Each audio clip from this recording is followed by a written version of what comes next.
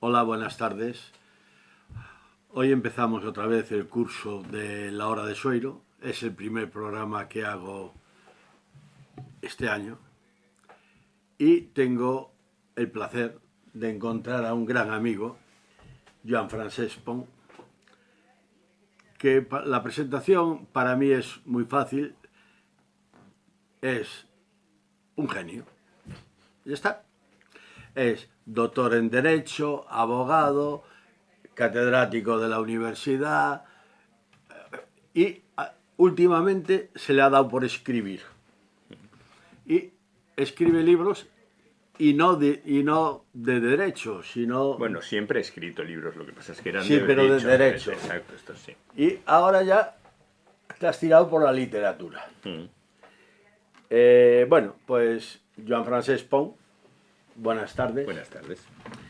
El otro día en una charla de estas de café me comentó que aunque él no está de acuerdo con la amnistía, la exposición de motivos la han hecho tan bien que les va a ser difícil en Europa tirarla atrás. Entonces yo le dije, mira, esto me lo vas a contar en mi primer programa del año y para eso estamos. Pues Joan Francesc, buenas tardes y explícame esto de que ya sé que tú no estás de acuerdo, pero esto de la exposición de motivos tan bien hecha, ¿cómo lo ves? O sea, tú sé que lo ves muy bien hecha, pero... No, la perspectiva normal de las cosas hubiera sido, como ocurrió con los primeros condenados por el procés, que en un momento u otro fueran indultados para recuperar la concordia civil.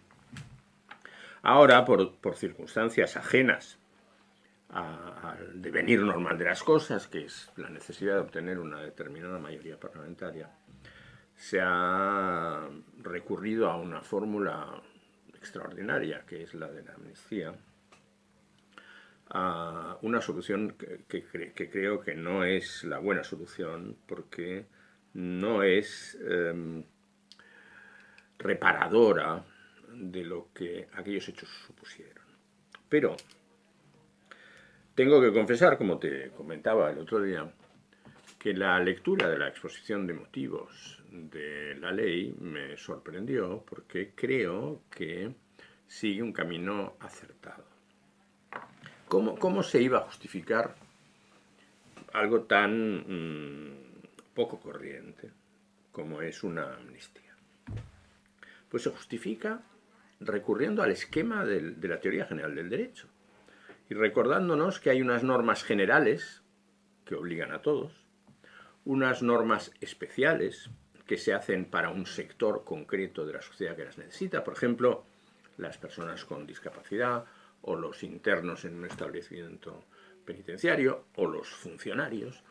A estos grupos de personas, por sus circunstancias, se elabora para ellos un derecho especial. Y hay un tercer género, mucho menos frecuente, que es el derecho excepcional, el derecho que se elabora para una o varias personas en concreto, prácticamente con nombre y apellidos. Y para la amnistía se ha seguido esta tercera vía, la del derecho excepcional.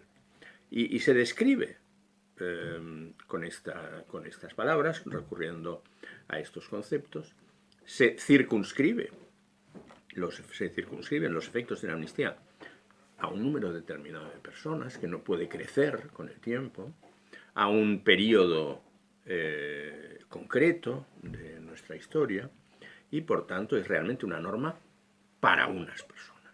Pues bien, el derecho siempre ha admitido que pudiera hacerse esto.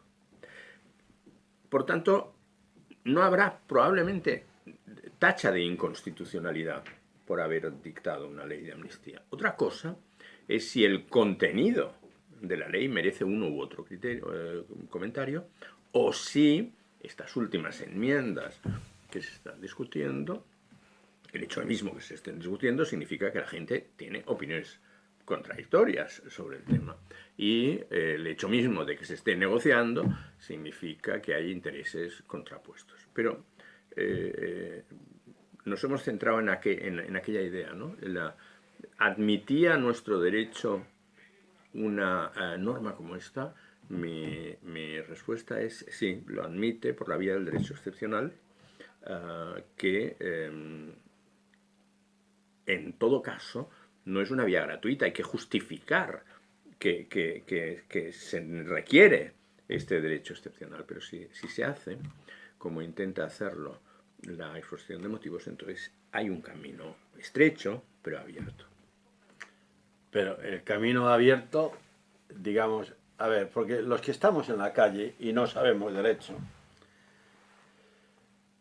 vemos que hay una serie de contradicciones. Hay unas personas que opinan que sí, hay otras personas que opinan que no, hay personas que están de acuerdo con la amnistía, hay más personas que no están de acuerdo con la amnistía, por ejemplo tú o yo o mucha gente que no estamos de acuerdo, pero nos rompen la cabeza diciendo esto es una rotura, es una desigualdad entre las personas, esto o sea, está coartando la ley.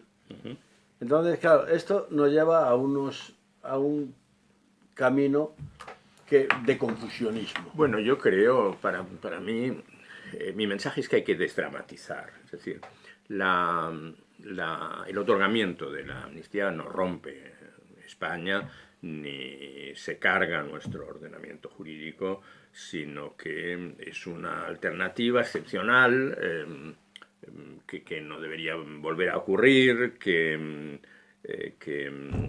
no prejuzga cómo deban tratarse estas conductas en el futuro y que, en mi opinión, no es contraria al ordenamiento jurídico. Lo que ocurre es que, dicho esto, sigue abierta la vía de la sana crítica a las normas. Y entonces podemos decir, ¿era la única vía? Pues probablemente no. ¿Es esto el fin de la relación armónica, de la convivencia entre nosotros? Yo sinceramente creo que no. Y a la vez pienso que tenemos un sistema, el de la Constitución vigente, que requiere que en un montón de cosas los dos grandes partidos voten de común acuerdo. Lo que sí que creo que rompe o que dificulta nuestra vida de convivencia es que los dos grandes partidos ya no se ponen de acuerdo en nada. Y cuando requieres una mayoría de 2/3 para un conjunto de cosas, como por ejemplo la renovación del Poder Judicial o el nombramiento de los altos cargos de las administraciones más o menos independientes, en este caso los dos grandes partidos tienen que volver a encontrarse. O si no, ahí sí que el sistema se agotará y tendrá que ser sustituido por otro, que no tendrá las ventajas y los inconvenientes del sistema del consenso que nace de 1978. Yo a lo mejor soy un antiguo, pero a mí el sistema del consenso me gusta. Y el hecho de que haya cuestiones que no las pueda decidir un gran partido u otro gran partido, también me gusta, porque hay cosas que son para todos y que las hemos de llevar a cabo entre todos. El hecho de que haya pequeños partidos que pongan en peligro, que sean capaces de poner en peligro este consenso necesario, a la vez que los dos grandes partidos no son capaces de darse cuenta del poder que tienen cuando están de acuerdo, hace que las culpas se distribuyan entre todos de por qué estamos yendo como estamos yendo. Es urgente recuperar el consenso. A ver, porque ellos dicen, ellos, los que están a favor, cuando yo digo ellos es porque yo no estoy a favor, pero los que están a favor dicen que es para recuperar el consenso en Cataluña. Pero para recuperar el consenso en Cataluña rompen el consenso de la nación, es lo que yo no acabo de entender. Si vale más romper el consenso de la nación o romper el consenso de Cataluña, para mí vale más romper, no dejar el consenso de Cataluña como está. bueno, o todo el mundo tomárselo con un poco más de tranquilidad. A mí no me gusta cuando se justifica la amnistía como la vía única para la reconciliación, porque yo no creo que sea la única vía para la reconciliación. Existe la vía del indulto y por tanto esta no era la vía única. Esta se convierte en vía única cuando un voto se hace depender de la concesión de la amnistía. Pero a la vez que manifiesto mi disconformidad con que un voto condicione grandes decisiones, también me desagrada que nuestros dos grandes partidos, el Partido Socialista y el Partido Popular, no hayan sido capaces de mirar por encima de las paredes que les separan para darse la mano y llegar a un pacto sobre media docena de cosas que benefician a la nación. Y en lugar de esto, unos y otros, unos luchan por estar en el gobierno y los otros manifiestan su enfado por no estar en él. Hombre, mirad, para eso mejor hubiéramos ido a otras elecciones, o para eso a lo mejor habría habido que sentarse a hablar distendidamente entre los dos grandes partidos. Lo han hecho desde 1978 hasta ahora. Es que cuando ves las estadísticas de las votaciones en el Congreso, de los diputados y en el Senado, es completamente mayoritario el número de leyes que han sido votadas por ambos partidos. Pues es esto, el dialogar, el llegar a pactos, el de hacer una política más transversal, eso es bueno para un país. Y luego, que gane las elecciones el mejor, cada 4 años, por supuesto, pero no dejemos de hablarnos los unos con los otros. No hemos de ser enemigos, basta con que seamos adversarios leales.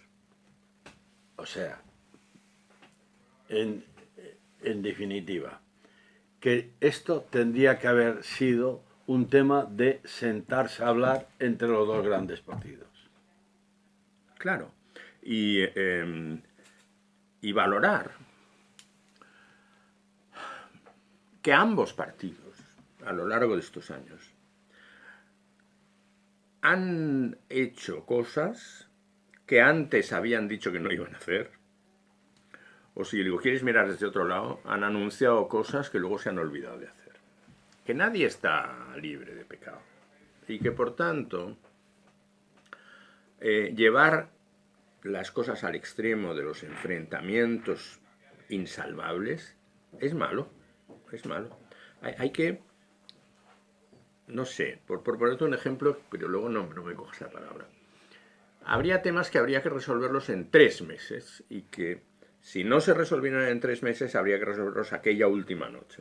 Y que si aquella última noche no se había resuelto, pues había que prorrogar la duración de la noche, pero sin pasar al día siguiente. Y que de esto dependiera un poco el honor y el éxito de nuestros parlamentarios y de nuestros gobernantes. Desgraciadamente, estas buenas prácticas las hemos perdido por una desaforada lucha por el poder. Y en cambio las teníamos en España. Desde luego.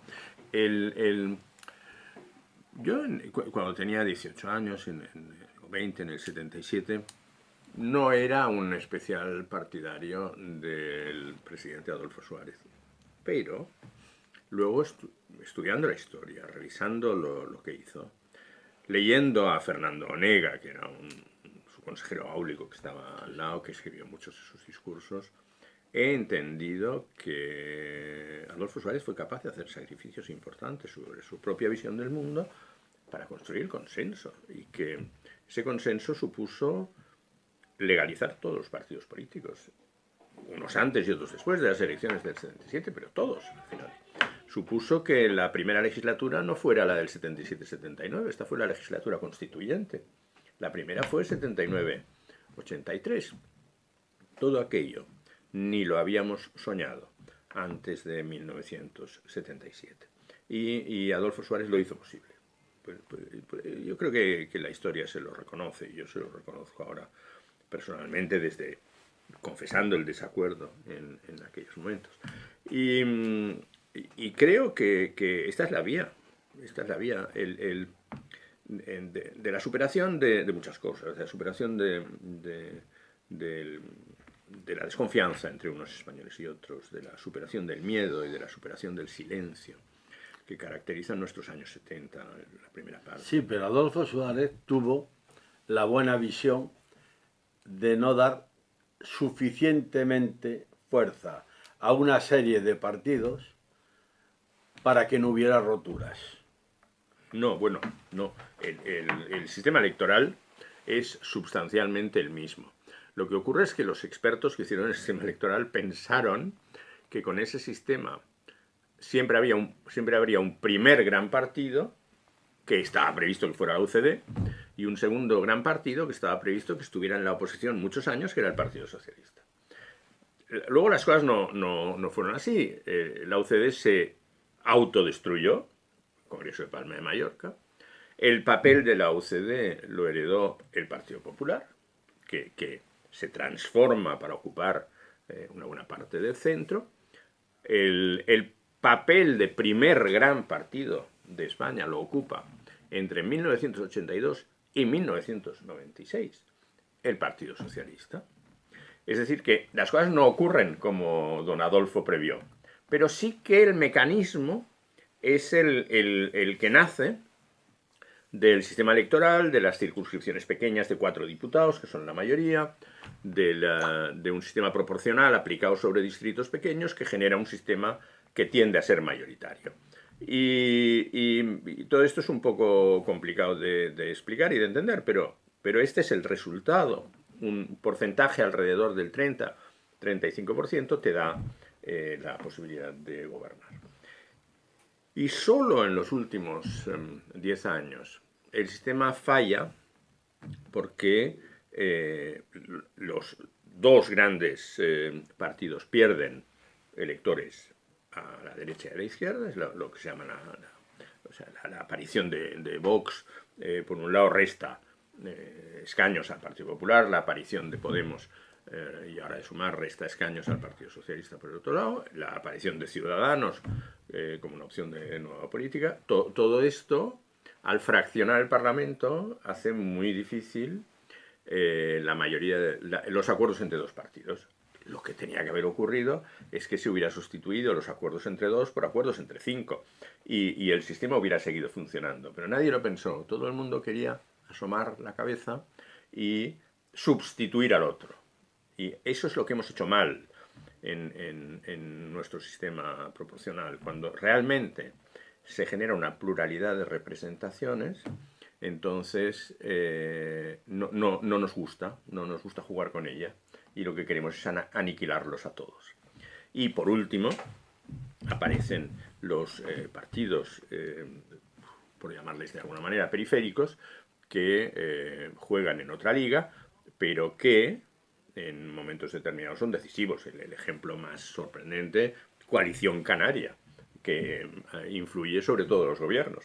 Y que Teruel, ¿te acuerdas de Teruel? O durante un breve periodo de tiempo, Teruel también existe, que parecía que iba a ser una tendencia y que no, y que ha vuelto a desaparecer. Pero bueno, estamos recuperando un poco el bipartidismo, y probablemente después de la crisis de estos años volvamos a vivir una época bipartidista que permita los acuerdos. Y yo por eso pienso que todos los que se están peleando ahora deberían hacerse el menor daño posible, porque dentro de poco se tendrán que encontrar y llegar a acuerdos, por el bien del país. Vamos a volver otra vez a la amnistía.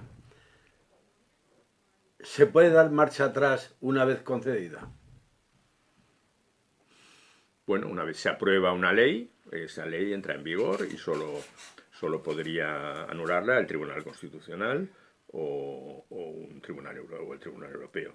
No, bueno, una vez. De la Unión de Justicia, pero también, sí, teóricamente, y te pondré un ejemplo, el Parlamento puede derogar una ley que ha aprobado. Sí, pero después el reo siempre se acoge a lo mejor. Entonces, aunque la derrogue, si la derroga, no se puede derrogar retroactivamente. No se, bueno, se puede intentar, pero probablemente no tendría efectos por la aplicación de la norma más favorable. Estamos hablando de norma penal, sí. Pero teóricamente sí.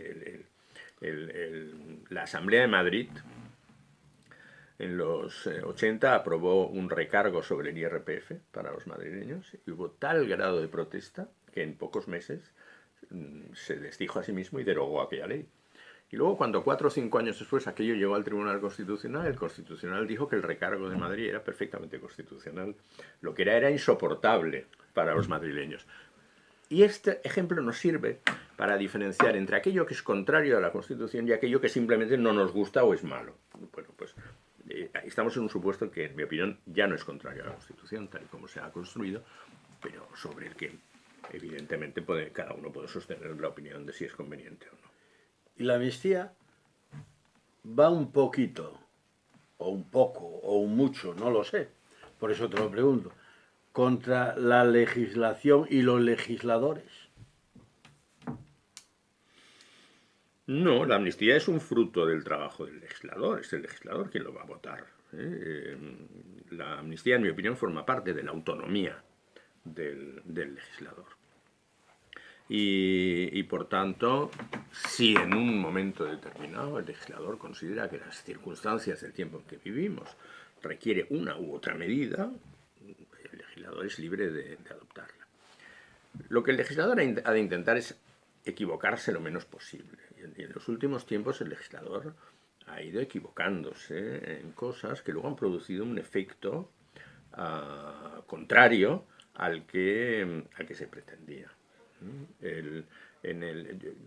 Tú sabes que yo estuve 9 años en el pleno como vicepresidente de la Cámara de Comercio. Pues aquel entorno de empresarios, tenías que darte cuenta de que había una palabra que no les gustaba, que era política, no porque fueran antipolíticos, sino porque pensaban que la vida de los empresarios se rige por otras reglas. Había otra palabra que no les gustaba, que era multas. Entienden que no hay que obligar a la gente a comportarse de una determinada manera sobre amenaza de sanciones. Esta es una cultura del diálogo y del consenso y del dejar trabajar. Yo entiendo que nos hemos de dar cuenta de la necesidad de recuperar este ambiente. Sí, a ver, según el entender nuestro de la calle, yo siempre te hablo como gente de la calle que no sabe mucho. Las leyes deben de ser muy claras, muy concisas, lo mínimo posible, pero que sean justas. Sí, yo estoy de acuerdo contigo. Las leyes han de ser buenas, claras y lo más estables posibles en el tiempo. Porque si vamos cambiando las normas, nadie sabe a qué atenerse. Esto genera inseguridad. Y eso sí, la seguridad jurídica y la certeza en el derecho son dos principios constitucionales que comprometen a nuestros gobiernos y a nuestros legisladores ante los ciudadanos y ante el resto del mundo. Porque, por ejemplo, nosotros deseamos, y es bueno, tener inversión extranjera. Y solo vamos a tener inversión extranjera si tenemos un marco jurídico estable y claro. Y mira lo que está pasando con los países que han alterado su marco de seguridad, pues están perdiendo competitividad internacional. ¿Y la amnistía altera nuestro marco? No, la amnistía no afecta a aquellos principios que condicionan la vida de los ciudadanos o su adopción de decisiones en el entorno privado, económico o de previsión de futuro. La amnistía afecta a 400 personas que eventualmente hubieran podido ser juzgadas y que se renuncia a juzgarlas. Sí, pero a ver, yo te voy a poner el ejemplo de fútbol, que es cuando un campo está embarrado, no hay que cambiar de campo. Está embarrado y se sigue jugando en ese embarrado. Porque si cambias de campo, cambias de juego. ¿Cierto? ¿Y? Entonces la amnistía cambia de campo. No. El proceso fracasó en 2017. Punto. Ha desaparecido. La reacción del derecho se produce en un momento determinado sobre los principales líderes, sobre todo los que se quedaron en España, y afrontaron las consecuencias, y los tribunales de justicia dictaron una sentencia y cumplieron una parte de la pena. Y luego, tampoco hay que olvidar que este proceso, y luego este juicio, y luego la sentencia, afectaron a la gente de una forma muy especial. ¿Por qué? Hombre, porque en un momento determinado da la impresión de que Cataluña se separa de España. Y esto hubo mucha gente que le Asustó. o que le dolió o que le gustó excesivamente. Y las leyes no nos tienen que asustar, ni que doler, ni que gustar excesivamente. Las leyes son, déjame que esté muy de acuerdo contigo, por una vez, que las leyes son males necesarios. Una vez, ¿no? Casi estado de acuerdo. Son restricciones, lo decía Bertrand Russell, las leyes son restricciones a la libertad. Lo que pasa es que son restricciones que han de ser las menos posibles, pero aquellas que sean imprescindibles para el respeto de la convivencia. Y una convivencia. Claro. Pero deben de ser las mínimas posibles. Claro, las mínimas posibles es un concepto indeterminado, Sí. que entonces algunos verán como más o como menos, pero la idea de que hay que interferir lo menos posible para la vida de las personas, para que ésta se desarrolle conforme a su autonomía, y que las leyes que se hagan no son leyes para reducir la autonomía, sino para facilitarla, esta es una idea en la que al final estaríamos casi todos de acuerdo, ¿sabes? Y luego en el juego político, pues todo esto se confunde bastante, pero si vamos a la teoría política, estaremos probablemente muy de acuerdo los que no aspiramos a conseguir el poder, sino solo a servir a la administración de las cosas, que las leyes, las buenas leyes, las que pueden regir durante mucho tiempo, son lo máximo que puede desear un país. Bien, no quiero abusar mucho más de ti, pero sí te voy a hacer ya la última pregunta, y ya, si quieres, terminamos esta pequeña entrevista. La amnistía os coloca a los abogados, a los letrados, os coloca un poco más débiles ante los jueces.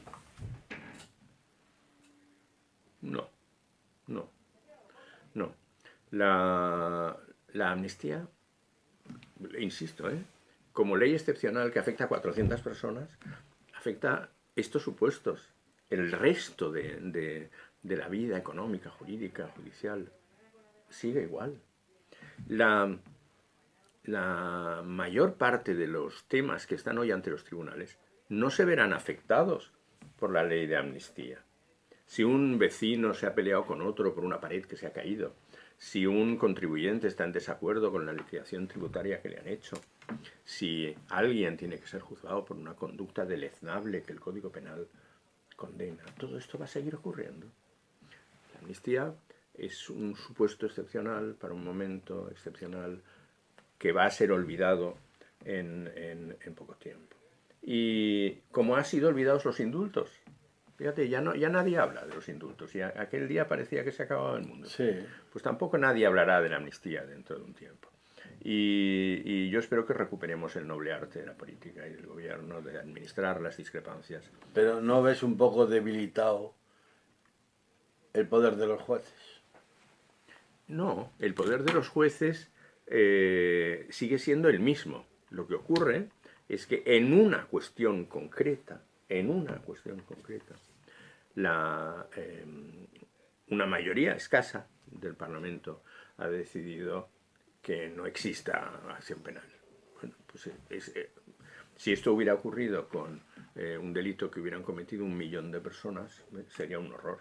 Pero si esto hace referencia a eventuales delitos que cometieron 400 personas, esto no altera las relaciones entre los jueces y los ciudadanos. Lo que sí que altera todas estas cosas es que todo el mundo esté hoy hablando sobre la justicia con una notable falta de respeto.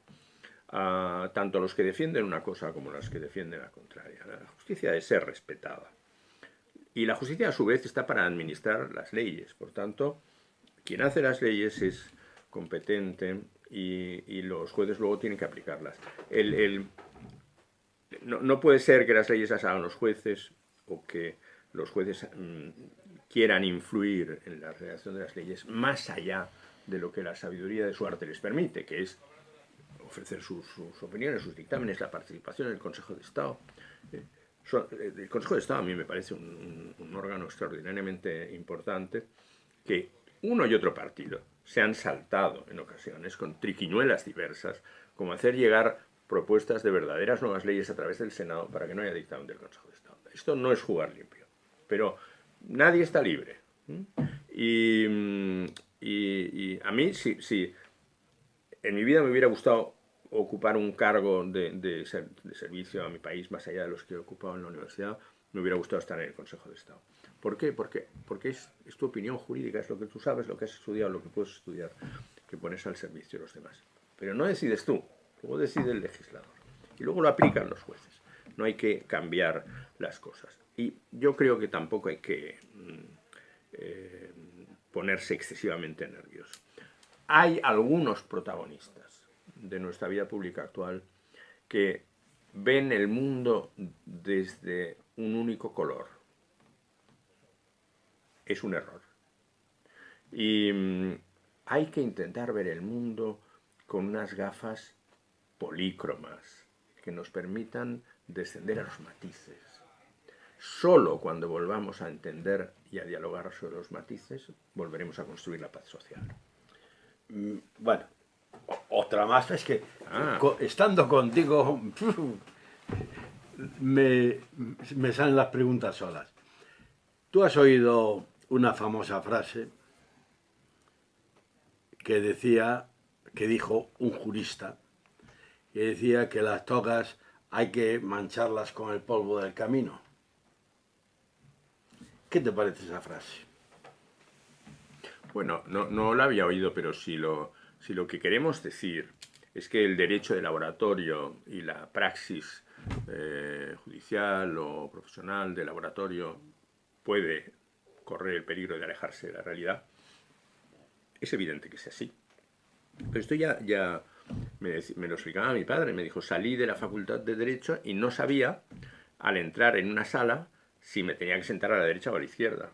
Sí, ahora estas cosas ya las enseñamos en la facultad y tenemos una sala donde se simulan juicios. Pero le ha costado a la universidad descender al polvo del camino. Y a veces le cuesta a los gobernantes, o a los jueces, o a los abogados, o a los protagonistas de la vida social, les cuesta descender al polvo del camino. Pero la vida es el polvo del camino, está claro.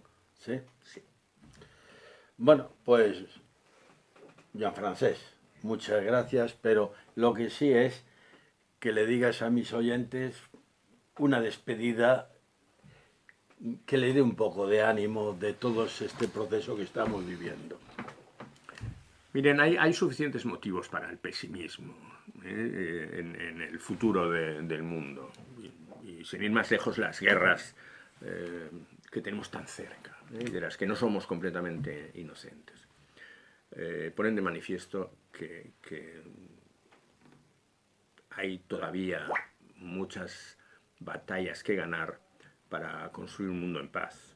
Yo tenía el sueño de que después del combate por la libertad del 19, del combate por la igualdad del 20, el 21 sería el siglo de la fraternidad. Y desgraciadamente me he equivocado.